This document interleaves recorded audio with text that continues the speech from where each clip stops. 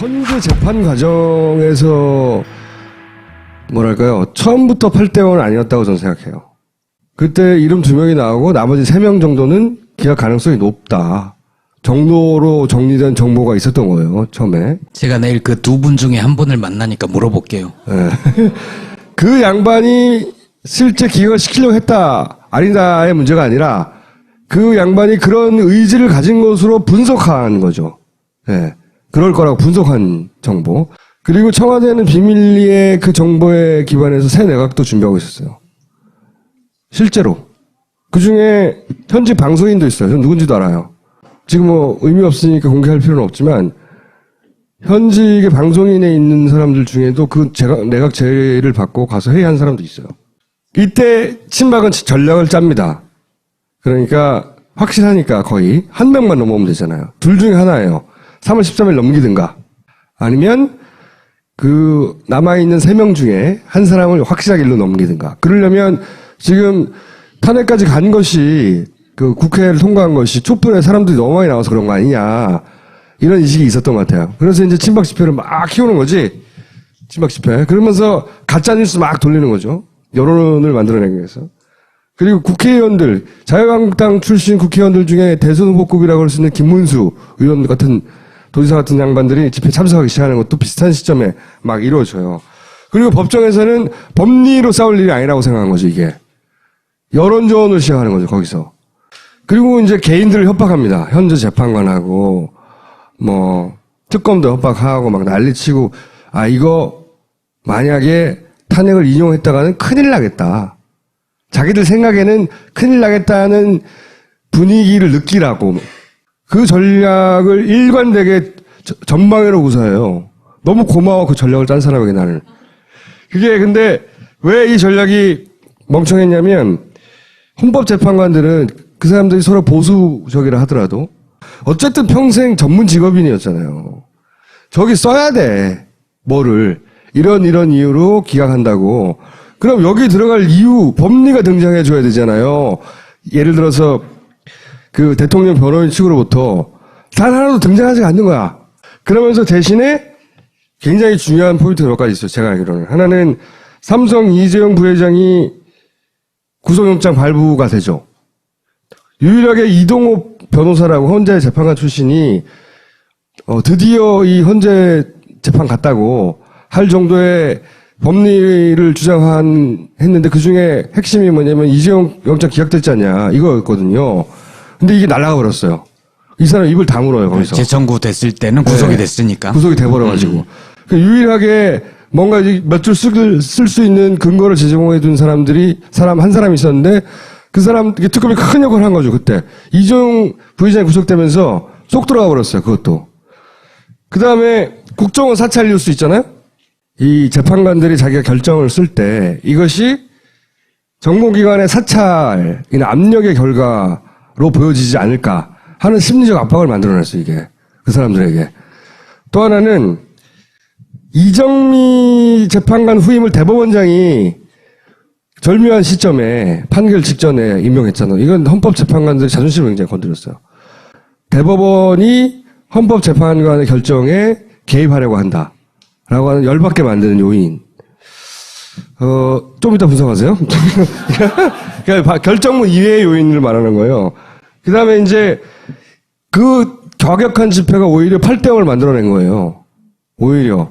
여기서 소수 의견 냈다가 그걸 근거로 해서 어느 한쪽도 인정할 수 없는 상태로 갈 수 있으니 이쪽이든 저쪽이든 8대0을 만들자 하는데 친박 집회의 과격함이 기여를 한 거죠. 난총수가 불안할 때부터 절대 재판관들은 이걸 못 쓴다라고 생각을 했어요. 그렇죠. 한 번도 난 의심을 안 했다니까. 마지막 순간까지도 쉽지 않았다고 저는 알아요. 근데 김기춘 전 비서실장이 구속된 것도 저는 큰 역할을 했다고 봐요. 그러니까 정보기관에 대한 장악력이 청와대에서 확 떨어졌다 그때. 그리고 그 공백을 대체한 자가 있었을 거 아닙니까? 문고리 3명도 없죠. 김기춘도 없죠. 그럼 그 자리를 메꾼 자가 있었을 거 아니에요. 그 자의 부실한 실력. 그 자의 부실한 실력도 큰 몫을 했다. 누군지 짐작하는 사람이 있으나 어쨌든 그 자의 부실함. 그래서 그 전체적인 전략, 막 피로 물들인다고 하고 아스팔트를 그런 전략들이 지속적으로 이 결정문을 쓸 때 헌재 재판관들한테 역으로 작용한 거예요. 그래서 결국은 8대0까지 갔다라고 저는 생각하는데 저는 왜냐하면 또 한편 그런 생각한 이유 중에 하나는 이 결정문 속에는 보수적인 재판관들의 그 흔적들이 남아있어 많이 굉장히 우리는 이제 어쨌든 판면 냈으니까 땡큐인데 그 안에 보면 예를 들어서 뭐 대통령제를 바꿔야 된다. 소수 의견으로 나왔던가요? 대통령제를 바꿔야 된다는 게 여기 들어가야 된다는 게 난 굉장히 웃기다고 생각하거든요. 결정문 자체로 보면 어떻게 분석이 되는지 이제 들어보겠습니다. 일단 순서대로 조금 말씀을 드려볼게요. 뭐 중심은 사실 저도 기본적으로 포맷은 총수님 말씀하고 비슷해요. 그러니까 저항하려고 했는지까지는 모르겠지만 네. 이 헌재 재판관들이 아직도 전통적인 그런 법리 구성에서 못 벗어나고 있다. 네. 기각하려는 노력이 있었어요. 제가 보기에는. 예. 읽다가 보면. 예, 그 논리 비약이 있는 부분이 여러 군데서 좀 보이기는 해요. 특히 네. 이제 세월호 부분에서는 네. 상당한 논리 비약이 있어서 그걸 보고 좀 저도 많이 실망을 했었고요. 근데 일단 이게 원래는 탄핵 소추 사유가 국회에서 의결한 게 17가지인데요. 그걸 유형별로 정리를 했어요, 처음에. 그래서 헌법 위반 행위가 5가지, 법률 위반 행위가 4가지. 이렇게 해서 9개로 줄였다가 3번의 준비기일이 있었는데 준비기일에서 4개로 정리를 합니다. 요거. 최순실 국정 개입하고 권한 남용 행위, 언론자유 침해, 생명권 보호 세월호죠, 위반, 이게. 예, 그다음 뇌물수수 등 각종 네. 형사법 위반 행위 이렇게 했는데 나중에 재판 진행 과정에서 이 뇌물수수를 이 최순실 국정 여기다 집어넣어버렸고. 개입, 여기다 네. 집어넣어버렸어요. 그래서 뭐 죄송한 말씀이지만 이 결정문에는 이재용 얘기는 한 줄도 안 나와요. 삼성 얘기는요. 안 예, 나와. 그냥 그 전혀 안 정경련이 나오나요? 네. 미르재단하고 K스포츠재단 설립하고 거기에 왜 출연자들이 당연히 그 재단을 운영하는데 권한을 가지고 개입을 해야 되는데 돈 낸 사람들은 아무것도 못하지 않느냐. 이것이 과연 정당한 출연 행위냐라고 이 부분만 문제를 삼았지 이재용 뇌물 얘기가 안 아니냐, 나오고 안 따졌어요. 예, 안 아예. 따졌어요. 그래서 저는 이게 상당히 관심이었거든요. 이 뇌물수수 요거 이게 빠져나가 버렸어요. 예, 근데 이게 왜 빠졌을까 하고 보니까 나중에 결정문을 봤더니 이 부분을 포함시켜 버렸어요. 저기다 넣고 그 다음에 나온 게 공무원 임면권 관련해서 직업공무원제 위반을 얘기를 하더라고요. 그래서 발표문에 네, 현대자동차고 롯데는 나오잖아요. 예, 나오죠. 예. 네. 근데 그거는 이제 뇌물의 문제가 아니니까 일단 네. 인사 문제였거든요, 그거는. 예, 제 영역에서 보면 제일 기여를 하신 분이 서석구 변호사님하고 김평우 변호사님이 네, 맞아요. 정말 엄청난 기여를 그 두 했어요. 분이 헌재 재판관들의 모욕감을 줬어요. 아까 말씀하셨던 2분 내지 3분, 네. 저도 이름은 들어봤어요. 누구일 네. 것이다. 네. 그런데 이제 저는 그건 그러는, 루머일 거라고 대부분 생각했던. 저는 그냥 소문일 거다라고 일축을 했는데, 그 물망에 올랐던 분들이 특징이 공안 쪽에 오래 검사 생활을 하셨던 분, 네. 아니면, 그다음에 공안 사건에서 뭐라고 표현해야 되죠? 국가보안법 위반을 인정하는 쪽에 많이 가담했던 판사 출신들이에요. 그러니까 이분들은 특히 이제 공안검사 출신의 헌법재판관들은 서석구 변호사나 김평우 변호사를 만날 일이 없었어요. 기본적으로. 왜냐면 국가보안법 위반 사건으로 뭐 공안 사건을 하는데 변호인이 온다는 거는 민변 쪽이나 이쪽 사람들이 오지 그런 그렇죠. 분들은 오지 않아요. 자기의 적이 되지 않아요. 그러니까 만나본 적이 없죠. 그런데 자기가 재판을 하는데 저런 짓을 하는 거예요. 저런 짓. 기가 막힌 거죠. 그러니까 그거는 저는 상당한 영향을 미쳤을 것 같아요. 저도. 그게 네. 그러니까 그 중에 어떤 법리적인 주장이 있었으면 그래 뭐 좀 헛짓을 하지만 그래도 법률가가 얘기하는 건데 한번 검토는 해보자라는 생각이 들었을 수 있었는데 법리적인 얘기도 안 했을 뿐만 아니라 설령 법리적인 얘기를 한다고 해도 평소 행실이 저런데 저 말이 진실일까라고 하는 생각이 들어요. 일단 재판관을 무시했으니까요. 맞아요. 니네들 너 법 알아? 이런 정도의 태도를 취하니까. 그러니까 사실 그 강일원 재판관이 약간 부적절한 얘기를 하기는 했어요. 어떤 그러니까 부분에서요? 법정에서 헌법 재판을 잘 안 해보셔서 모르시는 것 같은데 이게 아니 열받게 하니까 예, 자기도 그러니까. 예, 감정적인 연산 나가지. 예, 맞아. 그래서 저러다가 깊이 먹지 싶었는데 안 그래도 깊이 신청하더라고요. 근데 뭐 그거는 지연전술이라고 처음에 이제 배척을 해버려서 다행이긴 했는데 그만큼 강일원 재판관도 화가 났었고 또 그렇게 하니까 뭐 보는 입장에서는 뭐 다른 분들은 좀 화나 하시고 열받아 하시는데 저는 아유 잘 되겠구나 저분은. 그 사실 특히 서석구 변호사님 같은 경우에는 저희 그 제가 속한 법인에서 노무현 대통령님 관련 사건들을 많이 하거든요. 뭐 왕의 호두 뭐 이런 사건도 있었고 한데 그 상대방으로 많이 오세요. 그분이 선임되면 저희는 아주 고마워요. 네, 그래서 처음에 이걸 먼저 판단을 했어요. 결정문에서는. 그러니까 인정되는 부분을. 이게 제일 크니까 권한 남용에 관해서. 그리고 안 받아들여진 부분을 뒤에 판단을 했는데 실제 발표를 할 때는 안 받아들여진 부분을 먼저 한 거죠. 요걸 먼저 했다는 거죠. 예, 그렇죠. 이 결정문에는 요게 먼저 있다는 거죠. 예. 발표는 거꾸로 했고. 그러니까 여러 개 배척된 부분 중에서 보면 이 부분이 좀 저는 논리의 비약이 있다고 생각이 드는 건데 공무원 임명권 남용 이게 소추 사유가 뭐였냐면 문체부 국장 그다음에 1급 공무원들을 사표를 6명을 받아가지고 그중에 3명만 수리를 하거든요. 그러면서 많이 들어보셨지 않습니까? 뭐 이 사람이 아직도 뭐 여기 지금 있습니까? 나쁜 사람이라고 네, 하는데. 네. 그 사건이에요, 이게. 네. 그런데 여기에서 헌재가 뭐라고 판단을 했냐면 이게 왜 이렇게 된 거냐 하면 최순실 사익 추구를 위해서 하는데 그게 방해가 되니까 이 사람들을 날린 거다, 면직시킨 거다라고 주장을 했는데 사익 추구에 방해된다고 볼 만한 자료가 없다 이렇게 인정을 했어요. 근데 그럼 이거는 유진용 씨가 나와서 얘기했잖아요. 참 나쁜 사람들, 아직도 이 사람들이 여기 있습니까? 이거는 해석이 안 되는 거예요. 그 부분을 안 받아들인 거예요. 그 다음에 또 하나는 뭐냐면 나중에 인용되는 부분, 받아들이는 부분에서 뭐라고 하냐면 최순실이 공직자를 박근혜한테 추천했다라는 얘기가 나와요. 추천은 하는데 면직할 때는 개입을 안 했다라는 게 앞뒤가 안 맞아요.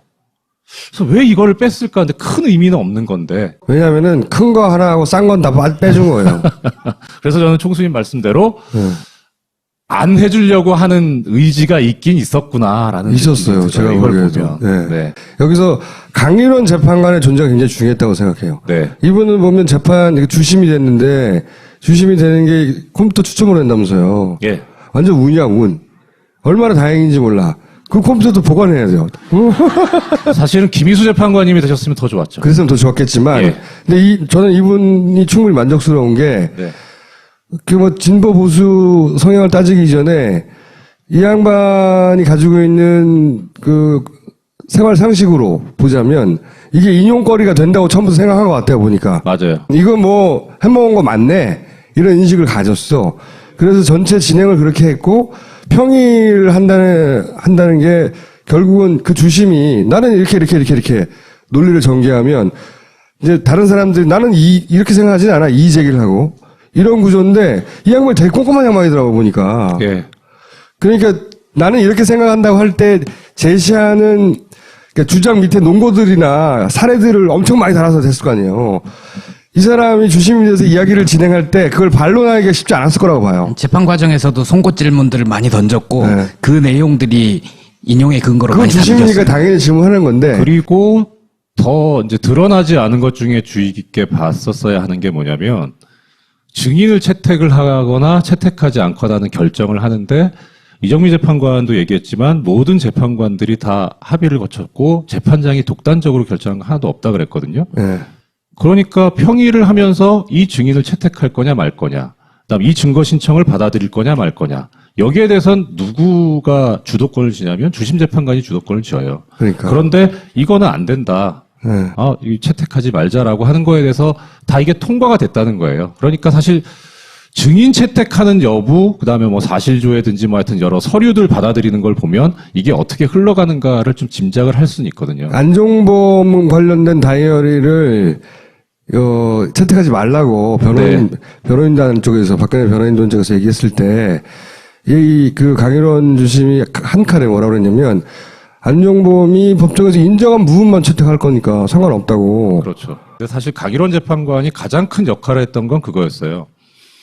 헌법재판소법에 보면 탄핵 심판 절차는 형사소송법을 준용하게 돼 있거든요. 네. 그러니까 대통령 쪽에서도 형사소송 얘기를 계속 한 거예요. 왜냐하면 준용이 되니까.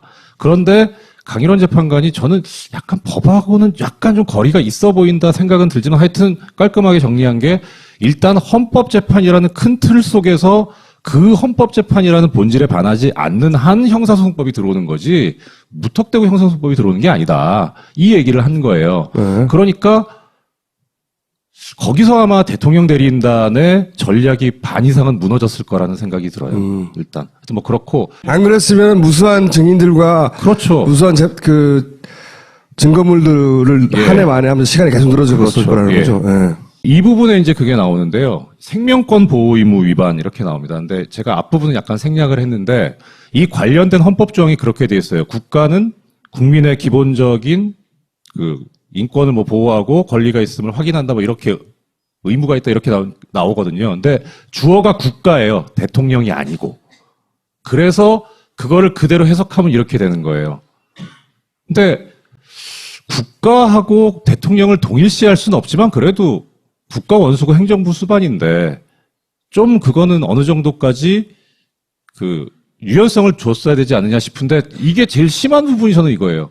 그렇죠. 대통령에게 직접 구조활동에 직접 참여하라고 구조활동에 참여해야 누가 그렇게 얘기했냐고요. 그러니까 이게 말이 되는 소리냐 이게 지금. 이거는 사실은 이 보수 진영에서 새누리당에서 끊임없이 얘기하던 논리거든요. 대통령이 그럼 거기 가서 직접 구출해야 되냐고. 그러니까요. 직접 구조 활동에 참여하는 행위 의미까지 바로 발생한다고 보기 어렵다. 네. 직접 가서 구해야 되는 거 아니냐는 말이거든요. 누가 그걸 요구했냐고. 그러니까요. 진짜 그 방해가 되죠. 이거 일단 했어요. 그러니까 이쪽 요거 인용 하나 하고 이쪽을 주장하는 예를 들어서 보수적인 재판관들의 견해를 그냥 받아주는 선에서 저도 그런 것 같아요. 네. 이것까지 인정했다가는 싸움이 자기들에게, 끝나지 않을 것 같다. 그리고 그 다음 문장도 아주 신기한 거예요. 대응 조치가 미흡하고 부적절하다까지 인정한 거예요. 예. 그럼 끝난 거 아니에요?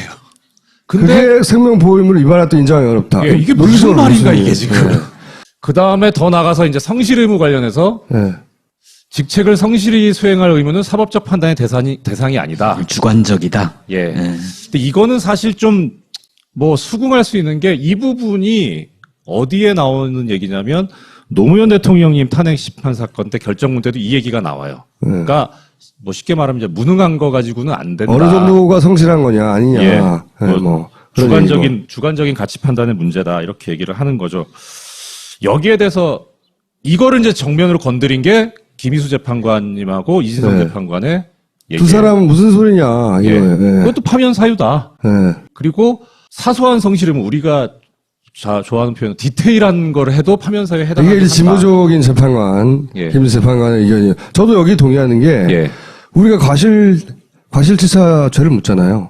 게다가 그 공직의 과실치사는 더 엄중하게 묻잖아요. 저 중대한 과실이 있는 게. 예. 중대 과실은 문답은 아니지. 그러니까 네. 무능이 아니고 과실이라고 봐야 되는 거예요. 단순 무능이 아니라 이런 특정한 임무를 제대로 못한 건 저는 그렇게 생각하거든요. 그렇죠. 여기서 이제 마음에 안 드는 부분이 이 부분이에요. 다만이라고 있는 이하 부분에. 네. 직무를 의식적으로 방임하거나 포기했다. 이게 한자 말이라서 좀 그런데, 그러니까 시체말로 그냥 일부도 안 했다. 아무것도 안 했다. 예. 예. 그런데 이런 경우에만 성실 의무를 위반했다고 볼 수 있는데 그런 정도는 아닌 것 같다라고 판단하고 파면 사유에 해당하지 않는다 이렇게 봤어요. 근데 아까 강일원 재판관 그 헌법재판의 구조를 말씀드렸던 이유가 그거예요. 형사소송 절차에 의하면 모든 증명 책임이 검사한테 있어요. 아시다시피. 그리고 무죄 추정의 원칙이 있기 때문에. 이건 뭘 뜻하냐면 예를 들어서 피고인이 알리바이를 주장을 해요. 뭐 범행이 벌어진 시간에 나는 범행 장소에 있지 않고 벙커에 있었다. 이렇게 주장을 했는데 실제 해보니까 벙커에 없었어요. 그러면 유죄가 되느냐? 그렇진 않죠. 실제 범행을 저질렀다는 걸 검사가 증명해야지 피고인 쪽에서 알리바이를 주장했다 그게 안 받아들여졌다고 유죄가 되진 않아요. 근데 헌법재판은 구조가 달라요. 특히 강일원 재판관이 얘기했던 거 하고 이진성 재판관이 얘기했던 그 기억하실 겁니다. 저기 이게 보통 날이냐 이 날이. 국민들 다 기억하는데 니네가 더 잘 알잖냐. 밝혀라. 그러니까 보통은 그 어떤 사유나 사실이 있다는 걸 주장하는 쪽에서 증명할 책임을 지는데 여기에서는 이 헌법재판의 구조에서는 형사소송과는 달리 대통령 측에서 벌어진 일이니까 그쪽이 자료가 많으니까 니네가 증명해라. 증명 못하면 없는 걸로 친다. 이렇게 가야 맞는데 실제 앞부분의 이 보충 의견에서는 그렇게 써요. 대통령이 그날 뭐 했다 시간대별로 이렇게 주장하는데 택도 없다, 말도 안 된다, 그럴 리가 없다 다 배척을 했어요. 그러면 아무것도 안 한 거거든요, 법률적으로는. 그럼 여기에 해당해요. 아무것도 그렇죠. 안 한 거예요. 그렇죠. 근데 그렇게 다 배척을 해놓고 이렇게 하니까 이것도 앞뒤가 안 맞은 거예요. 의식적으로에 걸리는 거 아니에요? 무의식 상태에서 방임하거나 포기한 경우. 죄송합니다. 그 부분을 제가 미처 캐치하지 못했어요.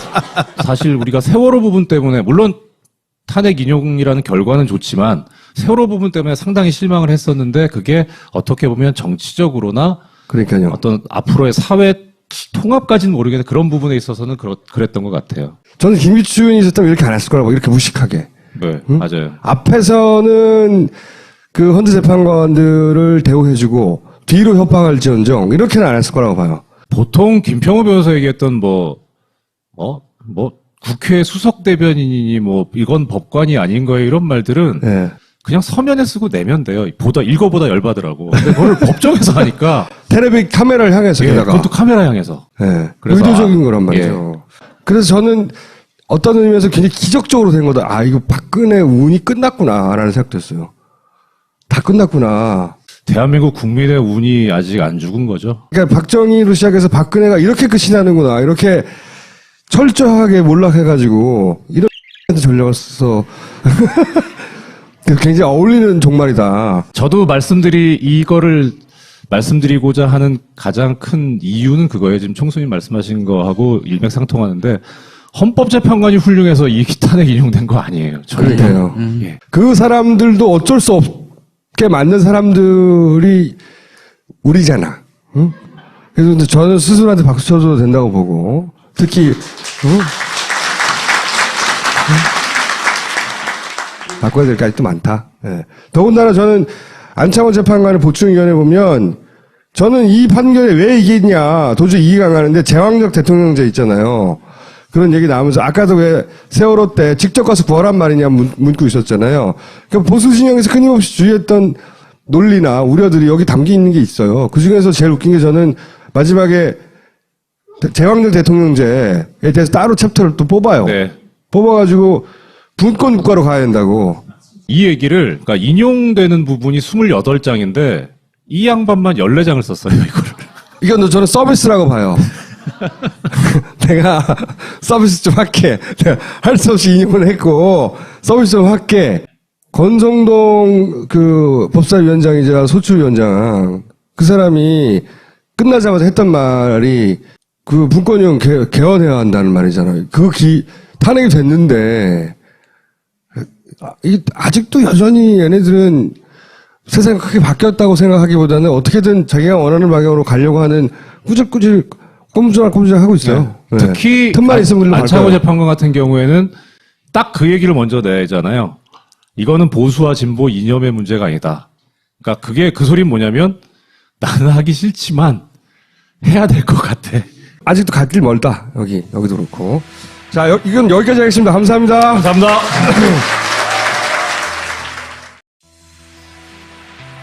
현재 재판 과정에서 뭐랄까요, 처음부터 8대5는 아니었다고 저는 생각해요.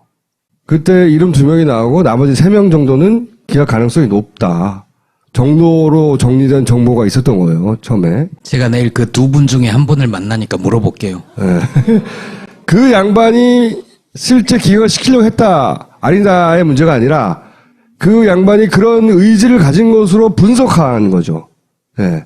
그럴 거라고 분석한 정보. 그리고 청와대는 비밀리에 그 정보에 기반해서 새 내각도 준비하고 있었어요. 실제로. 그 중에 현직 방송인도 있어요. 전 누군지도 알아요.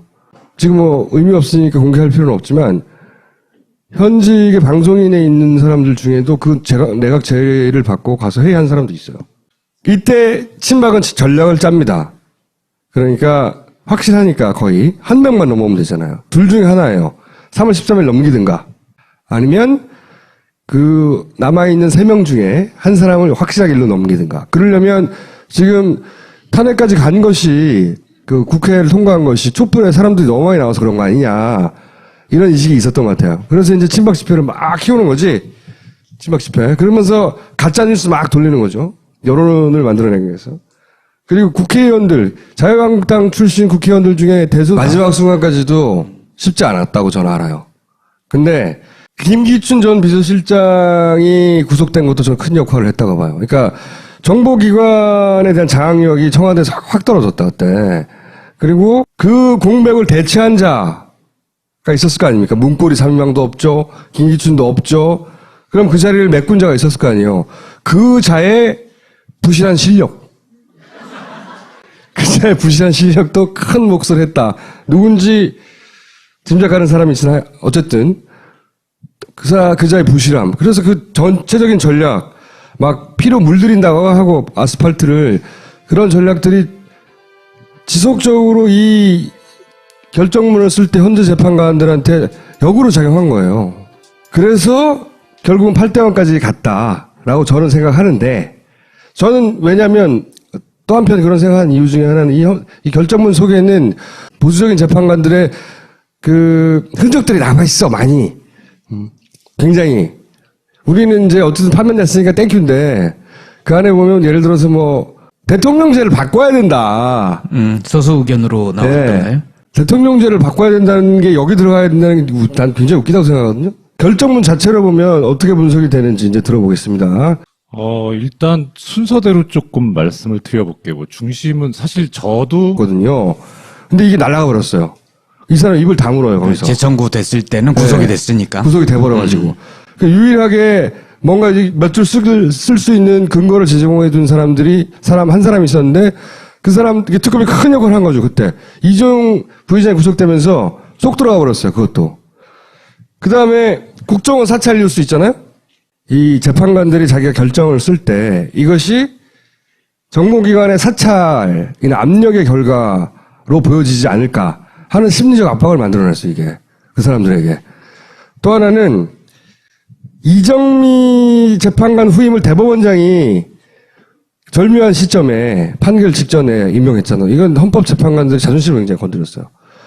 대법원이 헌법재판관의 결정에 개입하려고 한다라고 하는 열받게 만드는 요인. 좀 이따 분석하세요. 그러니까 결정문 이외의 요인을 말하는 거예요. 그 다음에 이제 그 과격한 집회가 오히려 8대0을 만들어낸 거예요. 오히려. 여기서 소수 의견 냈다가 그걸 근거로 해서 어느 한쪽도 인정할 수 없는 상태로 갈 수 있으니 이쪽이든 저쪽이든 8대0을 만들자 하는데 친박 집회의 과격함이 기여를 한 거죠. 난 총수가 불안불안할 때부터 절대 재판관들은 이걸 못 쓴다라고 생각을 했어요. 그렇죠. 한 번도 난 의심을 안 했다니까. 기본적으로 포맷은 총수님 말씀하고 비슷해요. 그러니까 저항하려고 했는지까지는 모르겠지만 네. 이 현재 재판관들이 아직도 전통적인 그런 법리 구성에서 못 벗어나고 있다. 네. 기각하려는 노력이 있었어요. 제가 보기에는. 예. 읽다가 보면. 예, 그 논리 비약이 있는 부분이 여러 군데서 좀 보이기는 해요. 특히 이제 세월호 부분에서는 네. 상당한 논리 비약이 있어서 그걸 보고 저도 많이 실망을 했었고요. 근데 일단 이게 원래는 탄핵소추 사유가 국회에서 의결한 게 17가지인데요. 그걸 유형별로 정리를 했어요, 처음에. 그래서 헌법 위반 행위가 5가지, 법률 위반 행위가 4가지, 이렇게 해서 9개로 줄였다가 3번의 준비기일이 있었는데 준비기일에서 4개로 정리를 합니다. 요거. 최순실 국정 개입하고 권한 남용 행위, 언론자유 침해, 생명권 보호 세월호죠, 행위가, 이게. 예, 그다음 뇌물수수 등 각종 네. 형사법 위반 행위 이렇게 했는데 나중에 재판 진행 과정에서 이 뇌물수수를 이 최순실 국정 개입 집어넣어버렸고. 예, 여기다 네. 집어넣어버렸어요. 그래서 뭐 죄송한 말씀이지만 이 결정문에는 이재용 얘기는 한 줄도 안 나와요. 삼성 얘기는요. 안 예, 나와. 그냥 그 전혀 안 정경련이 나오네. 미르재단하고 K스포츠재단 설립하고 거기에 왜 출연자들이 당연히 그 재단을 운영하는데 권한을 가지고 개입을 해야 되는데 돈 낸 사람들은 아무것도 못하지 않는. 후보급이라고 할 수 있는 김문수 의원 같은 도지사 같은 양반들이 집회 참석하기 시작하는 것도 비슷한 시점에 막 이루어져요. 그리고 법정에서는 법리로 싸울 일이 아니라고 생각한 거죠, 이게. 여론조언을 시작하는 거죠, 거기서. 그리고 이제 개인들을 협박합니다. 현재 재판관하고, 특검도 협박하고 막 난리치고 이거 만약에 탄핵을 인용했다가는 큰일 나겠다. 자기들 생각에는 큰일 나겠다는 분위기를 느끼라고 그 전략을 일관되게 전방위로 구사해요. 너무 고마워 그 전략을 짠 사람에게 나는. 그게 근데 왜 이 전략이 멍청했냐면 헌법재판관들은 그 사람들이 서로 보수적이라 하더라도 어쨌든 평생 전문 직업인이었잖아요. 저기 써야 돼. 뭐를. 이런 이유로 기각한다고. 그럼 여기 들어갈 이유, 법리가 등장해 줘야 되잖아요. 예를 들어서 그 대통령 변호인 측으로부터 단 하나도 등장하지 않는 거야. 그러면서 대신에 굉장히 중요한 포인트가 몇 가지 있어요. 제가 알기로는. 하나는 삼성 이재용 부회장이 구속영장 발부가 되죠. 유일하게 이동호 변호사라고 헌재 재판관 출신이 드디어 이 헌재 재판 갔다고 할 정도의 법리를 했는데 그 중에 핵심이 뭐냐면 이재용 영장 기각됐지 않냐. 이거